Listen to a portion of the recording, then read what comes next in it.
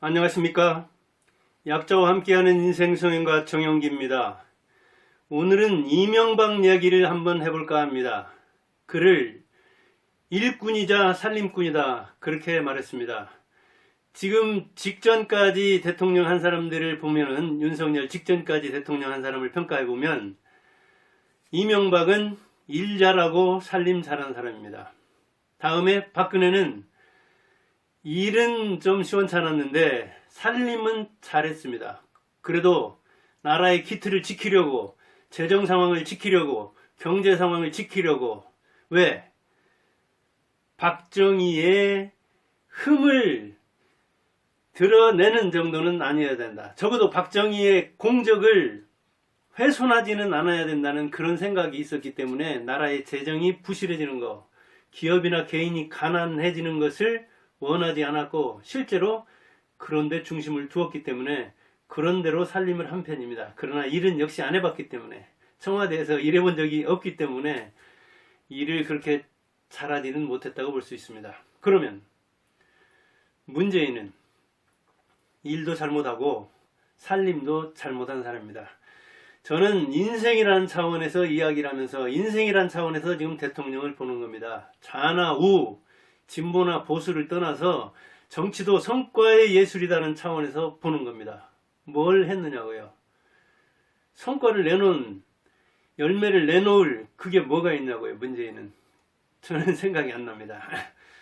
어떤 사람은 지금 경제 위기가 온다, 아니다, 지금 경제 위기다 하면서 이 책임을 윤석열한테 묻는데, 자, 특히 진보들이 그러죠. 그러면 1997년 98년에 맞은 IMF 위기가 김대중 책임입니까? 말도 안 되는 소리죠. 김영삼 정권에서 대처를 못했기 때문에 그러죠. 살림을 잘 못했기 때문이잖아요. 마찬가지로 문재인이 잘못해 놓은 것이 지금 윤석열에 막 펴지기 시작하는데, 윤석열 아직 평가하기에는 이르죠. 그런데 일을 안 해봤기 때문에 조금 불안한 면은 있지만 철학은 견고해서 가치관은 괜찮기 때문에 일도 잘하고 살림도 잘하려는 그런 의식이라도 있기 때문에 괜찮은데 한번 더 두고 봐야 되겠습니다. 이명박에 대해서 평가 엇갈립니다. 저는 일꾼이자 살림꾼으로 본다는 이야기입니다. 그리고 근거를 들어서, 성과를 들어서 말합니다. 사실은 한국의 최고 극한 직업이 뭘까요? 그 절반은 자살하거나 타살을 당했습니다. 그리고 자손도 욕먹기 일쑤고 친인척도 불안하게 살아야 됩니다. 적은 무수하게 생깁니다. 하려는 사람은 많지만 막상 되기도 어렵습니다. 그러나 된다 해도 제대로 하기는 매우 어렵습니다. 무슨 일이죠? 그렇습니다. 대통령입니다. 대통령의 절반은 자살하거나 타살당했거나 감옥에 갔잖아요. 자살 노무현, 타살 박정희, 전두환, 노태우, 박근혜, 이명박, 지금까지 12명, 13번째던가 윤석열이 절반이 이렇게 불행을 겪었잖아요. 그런 극한 직업에 누가 가려고 합니까? 그런데 가려고 하는 사람 많다니까요. 지금도 뭐 임기 시작한 지 2달째인가요? 그런데도 벌써부터 대선 이야기 나오잖아요. 이런 차원에서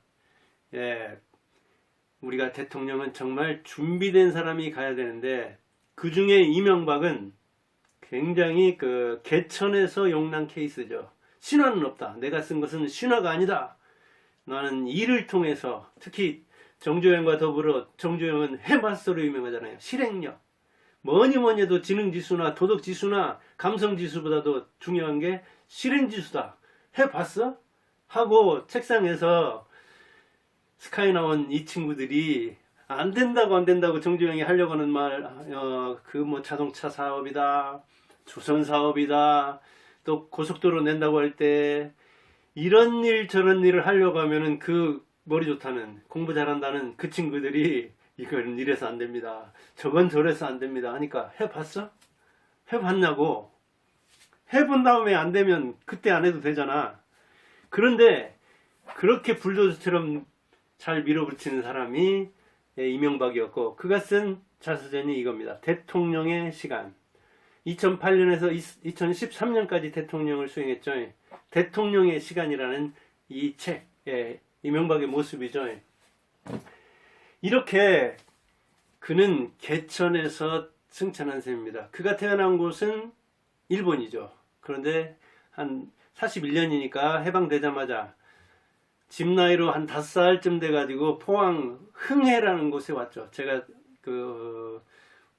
포항은 이게 호미처럼 생겼다 해가지고 호미곶 그러잖아요. 호미 끝날처럼 거기 보면 이렇게 이게 뭐 손 모양 그 형상도 만들어 놓고 그랬던데 거기 갔다 오면서 보니까 이명박이 자란 곳이 있다고 하더라고요. 이명박의 큰 집이 그 흥해에 있었기 때문에 거기서 어릴 때 자랐다고 하죠. 그래서 들어가 봤어요. 그랬더니 뭐 그냥 이렇게 산으로 둘러싸인 아담한 그냥 보통 사람들이 살만한 그런 마을이더라고요. 김영삼 생가, 박정희 생가, 그리고 이 이명박이 자랐다는 곳, 그곳을 가봤는데 뭐 어떤 사람은 꼭 그런 곳 갔다 와가지고 뭐 명당이니 뭐니 찾고 어떤 사람은 명당이 아니다 찐다 몇 자리에 대해서도 그렇게 이야기를 하는데 아니 대통령 나올 사람 미리 나올 사람 얘기를 해야지 나온 다음에 이야기하면 그거 누가 못합니까? 그래서 무슨 명당이니 뭐니 하는 것보다 중요한 것은 개천에서 용 나왔는데 누가 자기를 용으로 만들었느냐? 이명박이 용으로 만들었죠. 그는 그 형 상득이죠. 이상득 상자떨림이었습니다. 역시 상자떨림 서로 상자떨림 그러던데 그런데 그 어머니가 태몽을 꿨는데 앞치마로 달을 안았다는 겁니다. 와 그래서 이거 보통의 꿈이 아니다 해서 장명가를 찾아가니까 장명하는 사람이 그러면 해와 달을 합친 게 발굴명이잖아요. 달이 멀리 넓게 비친다 이렇게 지으시오 이명박. 그래서 이 돌림자 상을 벗어나서 원래는 상정이었는데 이렇게 명박으로 바꿨다고 합니다. 그러니까 어찌 보면 이 해만 해도 거창한데 해와 달이 합쳐진 그런 발금이니까 역시 달도 하나 해도 하나 대통령이 되었죠. 옛날에는 해는 임금 상징으로 많이 나왔잖아요.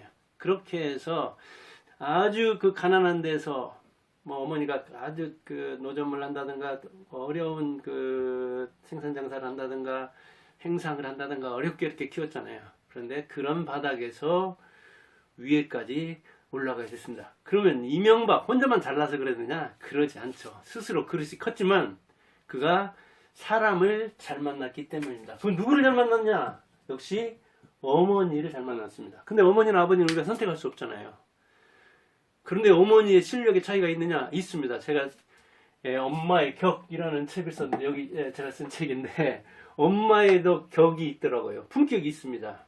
제가 학교에 있었고 그 다음에 학원에 있어가지고 수천 명의 사람들을 직접적으로 만났잖아요. 그러면서 야 엄마에게도 품격이 있구나 하는 것을 특히 학원하면서 실감을 했습니다. 그런데 역시 이명박의 어머니는 품이 컸습니다.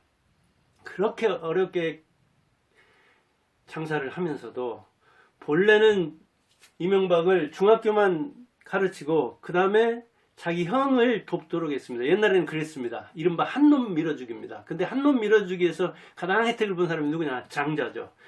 가장 불이익을 본 사람은 누구냐? 딸이죠. 그 중에서도 장녀. 장녀와 장남의 인생은 그래서 이렇게 극명하게 갈렸습니다. 큰딸은 살림미천, 큰아들은 집안의 기둥.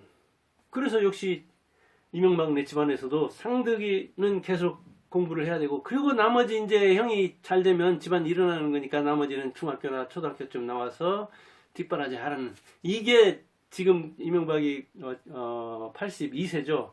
그때 당시였고 우리 때도 그랬습니다. 제가 1986년에 시골학교 전라북도 진안에 있는데 또 용담이라는 곳이 있습니다. 거기에 제 고향에 발령을 받았는데 그때도 딸들은 산업학교 보내고 아들들은 정규학교, 정규고등학교에 보내는 게 상당히 일반적이었습니다. 그런데 그 자녀들이 지금 40대 후반, 50대 초반이거든요. 그때도 그랬습니다. 80대, 저 60대 제자들 50대도 이렇게 한놈 밀어주기, 한년 밀어주기가 아니라 한놈 밀어주기였습니다. 그런데 중학교 나와서 이 공부를 하고 있는 이 이명박 어머니가 같이 이렇게 행상도 시키고 때로는 또 여고 앞에 가서 여중 앞에 가서 그 풀빵 장사 같은 걸 하게 했는데 그 민감한 나이에 그 사춘기에 얼마나 창피하겠습니까? 그러니까 막 머리 둘러쓰고 모자 쓰고 얼굴 안 보이게 하려고 그렇게 하니까 어머니가 야 얼굴을 드러내야지 눈을 떠야지 그리고 고객의 손님의 눈을 바라보면서 웃으면서 장사를 해야지 막 하면서 호통을 치고 그리고 무엇보다도 더 중요한 것은 그가 그렇게 공부해서 공부를 중학교 다닐 때까지 괜찮게 했는데 먹을 게 워낙 없다 보니까 옛날에는 그 두부 비지가 나오고 그 다음에 술을 이렇게 빚은 다음에는 또 찌개미가 나옵니다. 그 찌꺼기예요. 술 찌꺼기 두부 찌꺼기가 나오면 그걸로 배를 불렸거든요. 옛날에는 그걸 또 이렇게 뭐 떼워서 띄운다고 하죠. 발효시키죠. 발효시켜서 먹기도 하고 뭐 그랬거든요. 근데 그 술찌개미를 하다 먹으니까 이게 술 냄새가 풍겼는가 봅니다. 그러니까 중학교 교사 어떤 이제 집쪽도 대놓고는 얘기 안 했더라도 어떤 놈이 이렇게 술 먹고 그래가지고 이명박에 대한 인상이 굉장히 안 좋았는데 근데 공부는 괜찮게 했는데 중학교를 졸업한 다음에 보니까 이명박이 그렇게 중학교 졸업하고 일을 하고 있는 것을 교사가 본 거예요. 자, 어머니 잘 만났죠. 담대하고 영리한 생활력이 아주 뛰어난. 근데 그 중학교 교사가 보고 오이 공부 잘했는데 그리고 야 이렇게 고학을 했구나 그런 걸 이제 깨닫고 그 자기 학교 다닐 때 그것도 그러고 공부 잘했는데 공부를 해야지 해서 여러 차례 설득해가지고 어머니는 안 된다 하나도 힘든데 지금 그 형님도 힘든데 뒷바라지 해야 된다. 여러 번 거절하니까 계속해서 그래도 공부를 해야 된다. 공부해야 된다. 그리고 거기 그 포항 동지든가요? 동지상고가 있는데 그 야간학부에는 공부를 잘하면 장학금으로 그냥 다닐 수 있으니까 그게 힘들다면 이렇게 그 이른바 주경야독이죠. 낮에는 장사 좀 돕고 그리고 저녁에 공부할 수 있으니까 거기라도 좀 보내시오. 그렇게 설득하니까 얼마나 좋은 선생님을 만났습니까? 좋은 어머니를 만난 다음에 저도 교사하고 그랬지만 그 제자가 그렇게 어렵게 생활하는데 좀 싹수가 괜찮은데 될상부른 나무인데 그 어머니를 설득해가지고 부모를 설득해서 학교 보내시오. 자기가 돈을 보태주지는 않았지만 거기에서 인생 행로가 바뀌었다 또 그렇게 이야기를 하죠. 중학교 교사가 그렇게 어머니를 설득함으로써 동지상고에 갔고 동지상고를 야간으로 다니면서 3년 수석하는 바람에 등록금을 안 내고 다녔다. 장학식으로 다녔다. 그러면서 이제 견문이 더 넓어진 거죠.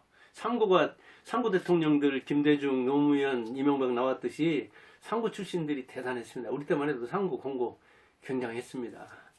그런데 야간 나와가지고 또다시 이제 일하게 됐죠. 이제 그 사이에 어머니는 이렇게 서울로 가가지고 이태원에서 또 이런 장사 저런 장사를 하고 있는데 거기에서 이제 그 시장 뭐 청소를 한다든가 허드렛 일 같은 걸 하면서 가만히 자기 신세를 생각하니까 또 여기저기 학교 다니고 이런 사람들을 보니까 이제 견문이 또 넓어졌으니까 세상 보는 눈도 커지고 또 공부도 괜찮게 했는데 내가 그래도 야간이긴 하지만 동지상고에서 수석을 놓치지는 않았는데 이 공부에 미련이 있기도 하고 내가 잘하는 게 공부인데 이걸 어떻게 할 방법이 없을까 해가지고 그렇게 일하는 사이에 이제 헌책방에 가가지고 내가 이렇게 독학해서 대학을 어떻게 되니 가봐야 되겠다.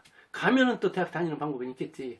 해서 이제 헌책방을 갔는데 헌책방에 자기 가지고 간 돈이 너무 부족한 거예요. 그래서 헌책방을 갔는데 대학 수험생, 대입 수험, 그 다음에 어떤 책을 봐야 됩니까? 그쪽 길에 대해서 알지를 못하니까. 그렇다고 또 그 시골 친구들 중에 그렇게 뭐 상담할 만한 사람도 없고 그러니까 헌책방에 가서 청계천 그 주인에게 이런 상의를 하니까 아니 뭔 책을 사는지도 모르고 그리고 돈이라고 내밀었는데 보니까 이게 터무니가 없는 거예요. 그런데 보니까 공부하고자 하는 열의가 대단하고 그 다음에 뭔가 활성부른 그런 느낌을 받은 거예요. 이 주인이.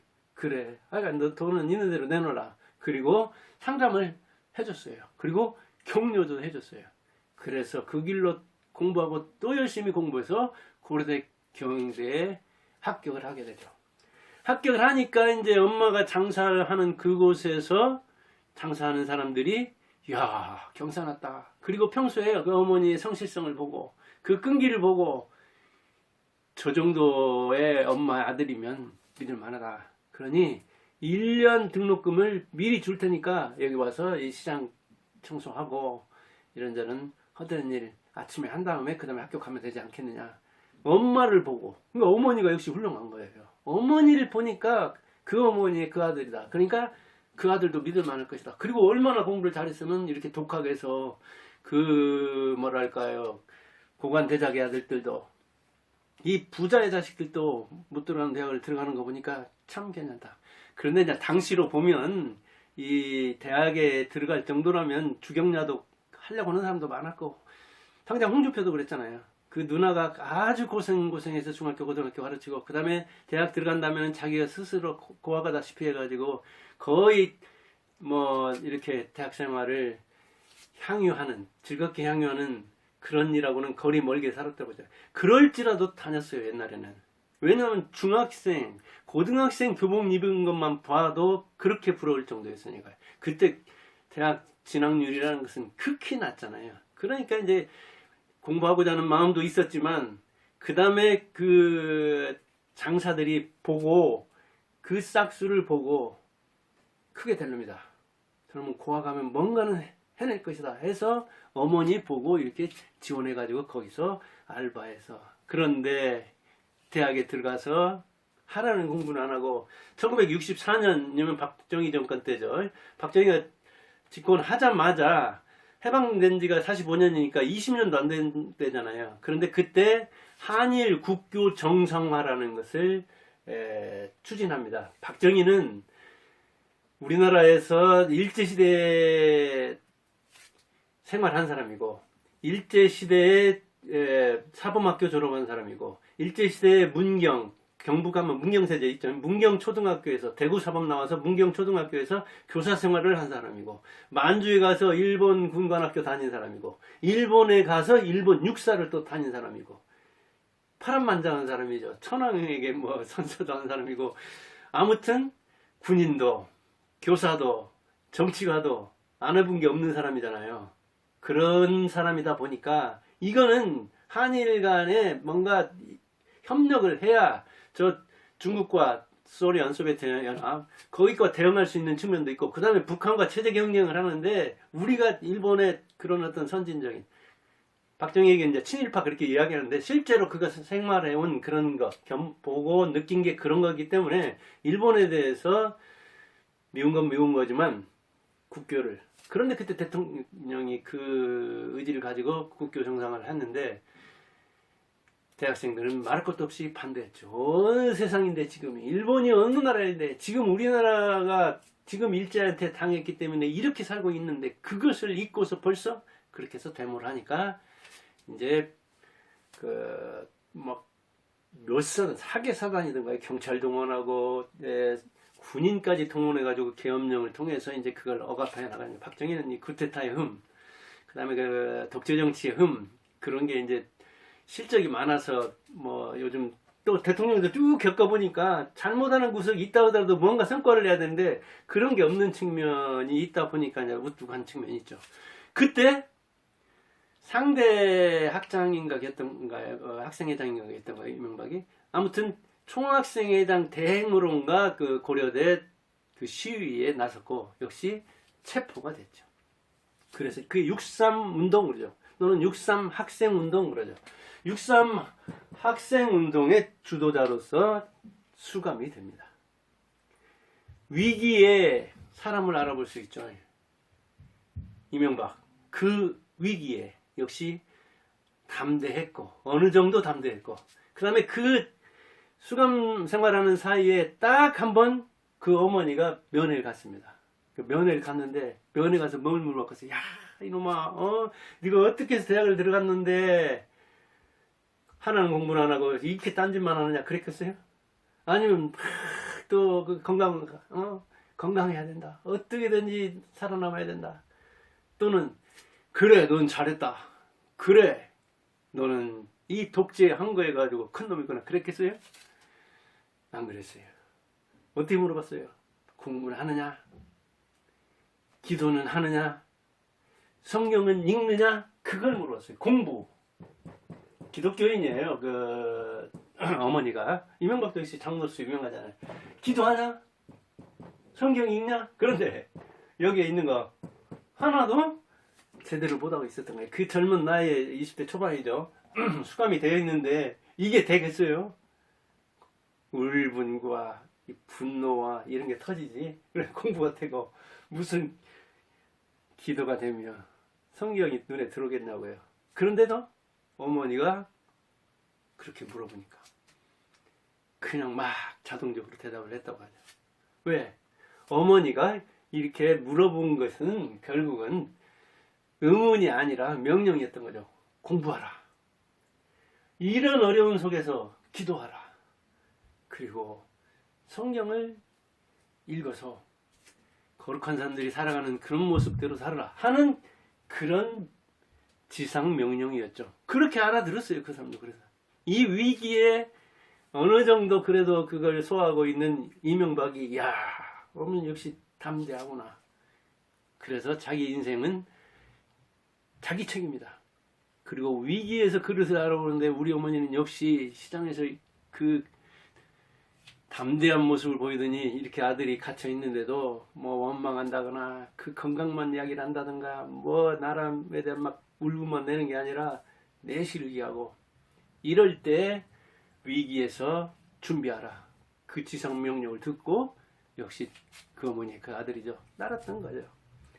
그런 어머니가 그 해에 돌아가셨어요. 64년에. 아마 40대 안팎 됐겠죠. 자기 20대에 대학도 나오는 걸 보지도 못하고 잘해주고 싶었는데 잘해주긴커녕 대학도 나오기 전에 어머니가 돌아가시니까 그 시를 이렇게 썼더라고요. 이명박이 쓴 그때는 몰랐다 하는 어머니 일이라는 시입니다. 어머니라는 또 책도 쓰고 그랬죠. 이렇게 돼요. 그 시전문은. 그때는 몰랐다. 어머니 일. 이명박. 나중에 돈 벌면 고운 새우 단벌 사드려야지. 나중에 취직하면 만난 거 사드려야지. 나중에 부자 되면 비행기 태워드려야지. 그때는 몰랐다. 나중에는 어머니가 없다는 거예요. 이게 이명박이 쓴 그때는 몰랐다. 부제의 어머니 1이라는 시입니다. 그 어머니가 6.3운동 일으킨 64년 그 해 12월인가 돌아가셨어요. 그러니까 그 어머니에 대한 이 애틋한 정이 평생 동안 자기를 이렇게 쥐고 있었던 거예요. 그 아버지는 그 어머니에 대해서 또 뭐랄까요, 그 미안함을 그렇게 또 표시를 했더라고요. 어머니가 이렇게 자식들을 잘 키워서 성공했는데 그 영광을 나만 누리니까 미안하다 하는 것을 그 아버지가 그 어머니 묘비를 직접 썼어요. 이 어머니 무덤이 지금 이렇게 돼 있는데 그 앞에서 딸 둘하고 이명박과 부인이 지금 사진 찍었잖아요. 근데 그 아버지가 쓴 그 어머니에 대한 묘비가 어떻게 되냐면, 묘비라는 건 묘 앞에 세우는 그 빈명이죠. 경기도 이천에 있는데 아버지가 직접 쓴 빈문은 이렇습니다.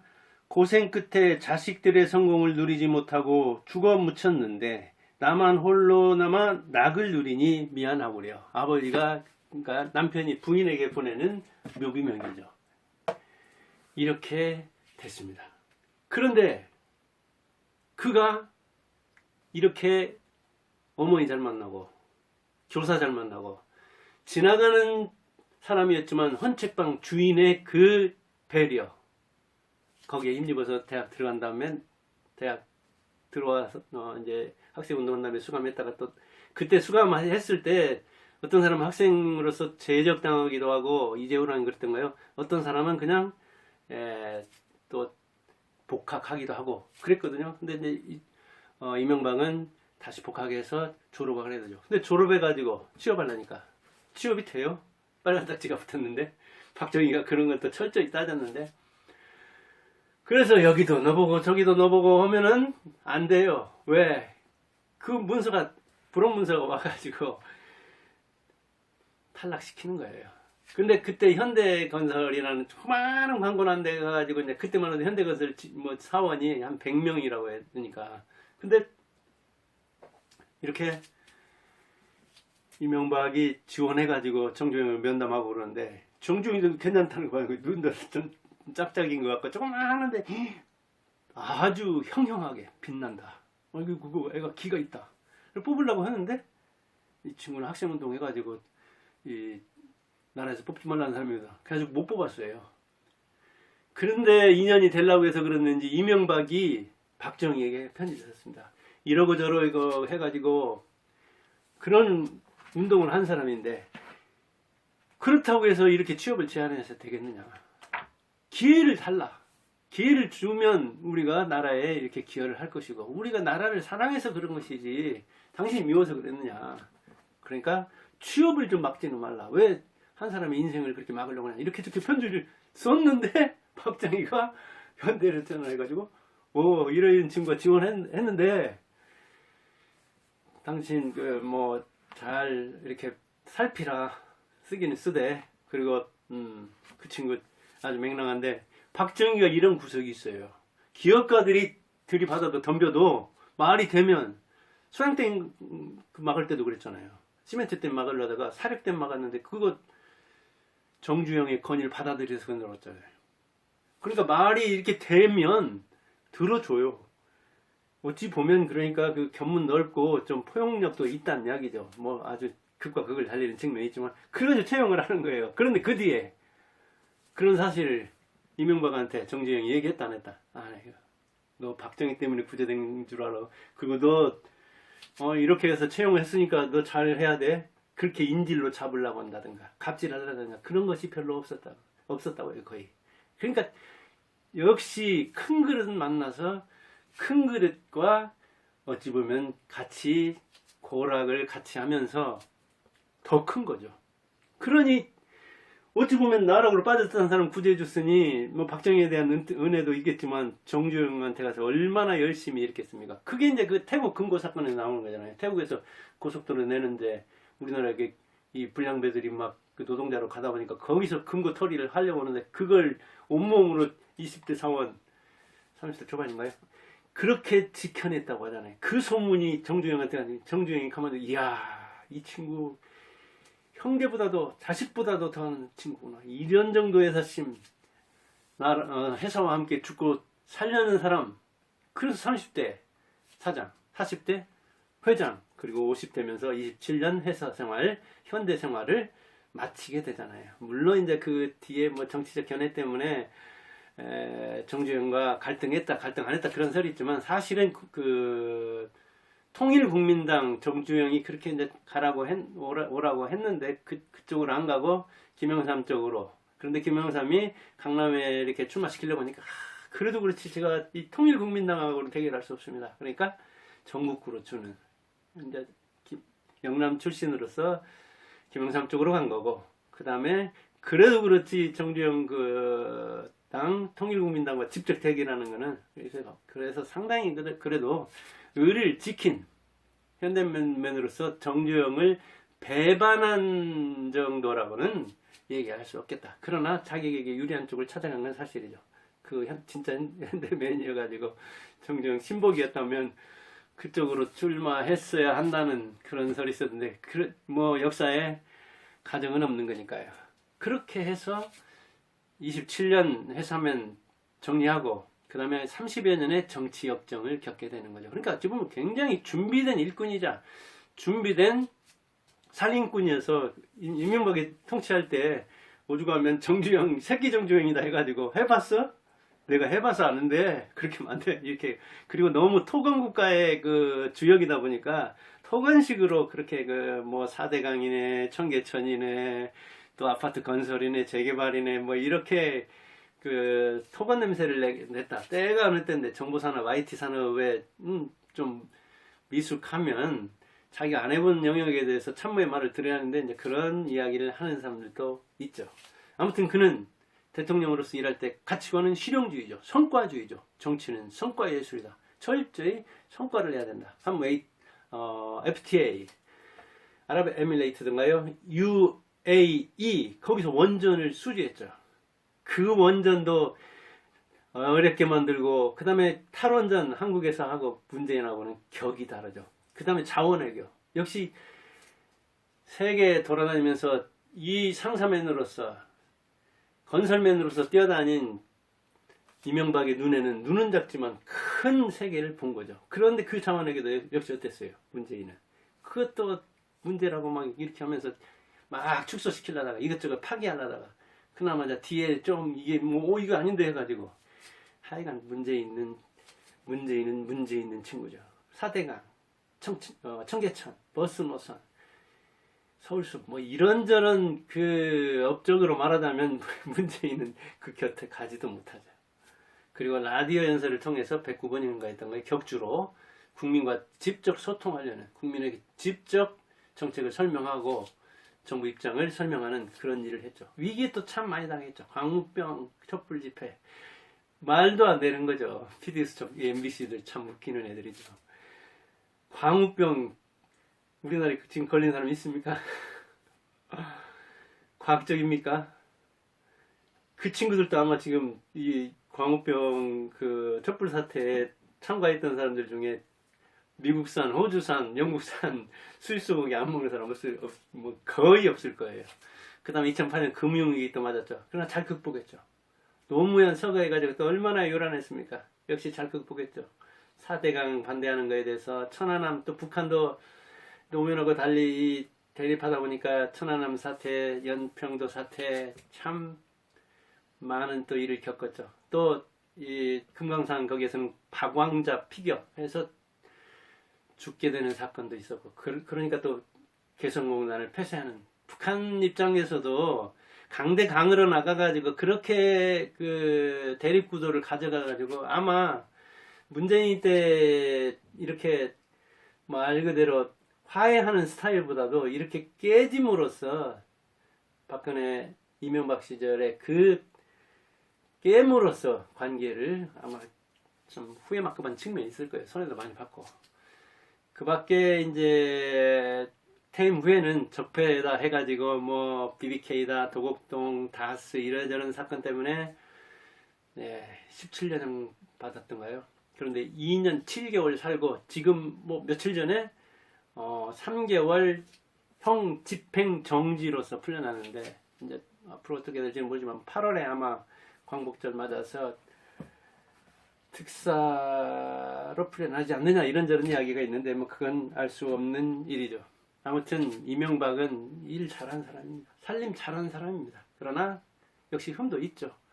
토건 세력과 이렇게 친화적이다 보니까, 기업과 친화적이다 보니까 그런 그 뭐랄까요, 경제가 이제 복지라든가 이런 쪽에 좀 소홀했달까? 그런 말을 듣는 측면이 있고, 그리고 토건에서 벗어나지 못하다 보니까 자기가 잘하는 것에 대해서는 아주 자신있게 차고 나가지만 잘 못하는 것에 대해서는 참모들의 말을 들어서 그 다음에 이게 현실을 살펴서 조금 미래의 먹거리도 준비를 했어야 되는데, 물론 뭐 문재인처럼 미래의 먹거리는커녕 미래 세대의 이 자금까지 공무원 숫자 늘리고 공기업 숫자 늘리고 그 다음에 돈 펑펑 퍼붓고 그 다음에 재정 아주 열악하게 만들고 국가 채무가 뭐 그 기존에 한 50년 그 대통령 때만큼 늘어났던가요? 그래서 1000조가 넘어갔잖아요. 그다음 공무원 숫자도 기존 대통령 4명이 5명?